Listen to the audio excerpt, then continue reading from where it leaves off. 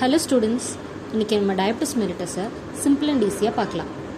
Diabetes மெலிட்டஸ்னால் பிளட்டில் glucose level increase ஆகிற கண்டிஷன். இதை மெடிக்கல் டேர்மில் ஹைப்பர் கிளைசீமியான்னு சொல்லுவாங்க. இன்சுலின் ஒரு ஹார்மோன் பேன்க்ரியாஸில் ப்ரொடியூஸ் ஆகும். இன்சுலின் ஒர்க் பண்ணலன்னா குளுக்கோஸ் செல்ஸ்குள்ளே போகாமல் பிளட்லேயே ஸ்டே ஆகும், which leads to increased glucose level in blood. அதாவது பிளட்ல சுகர் லெவல் அதிகமாகிறது. டயபிட்டிஸோட காமன் சிம்டம்ஸ் என்னன்னா frequent urination, excessive thirst, excess hunger and tiredness.